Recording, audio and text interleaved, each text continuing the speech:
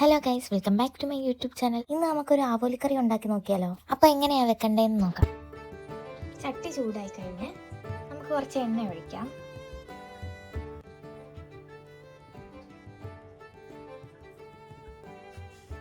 എണ്ണ ചൂടായ ശേഷം നമുക്ക് കടുക് ഇട്ട് കൊടുക്കാം.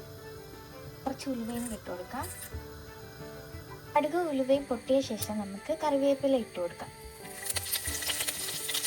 ജസ്റ്റ് ഇളക്കിയെടുക്കാം നമുക്ക്.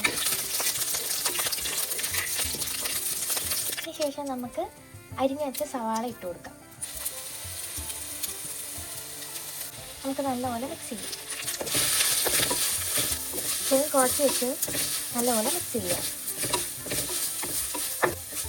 കുറച്ച് ഉപ്പിട്ട് കൊടുത്താൽ പെട്ടെന്ന് മൂത്ത് കിട്ടും. കല്ലുപ്പാണ് യൂസ് ചെയ്തേക്കണേ. പൊടി ഉണ്ടെങ്കിൽ പൊടി യൂസ് ചെയ്യാം. ഫ്ലെയിം ഒരു മീഡിയത്തിലിട്ട് നല്ലപോലെ ഇളക്കി കൊടുക്കുക. അരിഞ്ഞു വെച്ച ഇഞ്ചി, വെളുത്തുള്ളി, പച്ചമുളക് ചേർക്കാം. ഇത് നല്ലപോലെ മിക്സ് ചെയ്യുക.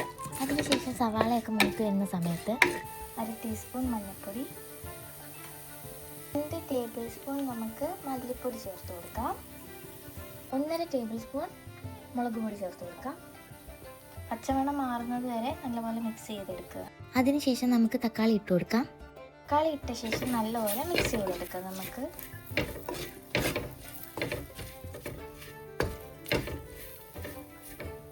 പുളിവെള്ളം ഒഴിച്ച് നല്ലപോലെ മിക്സ് ചെയ്തെടുക്കുക.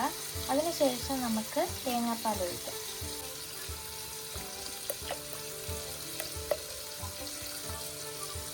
നമുക്ക് കുറച്ച് ഉപ്പും കൂടെ ചേർത്ത് കൊടുക്കാം. കല്ലുപ്പ എൻ്റെ കയ്യിലുള്ള, അതുകൊണ്ട് ഞാൻ കല്ലുപ്പ ചേർക്കുന്നത്. തിളച്ച് വന്ന ശേഷം നമുക്ക് ഓരോ മീനായിട്ട് ഇട്ട് കൊടുക്കാം. അതിനുശേഷം നമുക്ക് 5 മിനിറ്റ് അടച്ചു വെക്കാം. ഓൾമോസ്റ്റ് റെഡിയായി. ഇനി നമുക്ക് കടുക് താളിക്കാൻ വേണ്ടിയിട്ട് വറ്റൽമുളകും കറിവേപ്പിലയും ഒരു 5-6 ചുമന്നുള്ളിയും കൂടെ എണ്ണയിലിട്ട് ജസ്റ്റ് ഒന്ന് വഴറ്റിയെടുക്കാം. മൂത്ത ശേഷം നമുക്ക് കറിയിലോട്ട് ഇട്ട് കൊടുക്കാം. ചപ്പാത്തിയുടെ കൂടെയും ചോറിൻ്റെ കൂടെയൊക്കെ നമുക്ക് കഴിക്കാവുന്നതാണ്. അപ്പോൾ ഈ വീഡിയോ എല്ലാവർക്കും ഇഷ്ടപ്പെട്ടെന്ന് കരുതുന്നു. ഇന്നത്തെ വീഡിയോ ഇത്രയേ ഉള്ളൂ. എല്ലാവരും സബ്സ്ക്രൈബ് ചെയ്യാനും ലൈക്ക് ചെയ്യാനും കമൻറ്റ് ചെയ്യാനും മറക്കല്ലേ. അപ്പോൾ ടാറ്റാ, ബൈ ബൈ.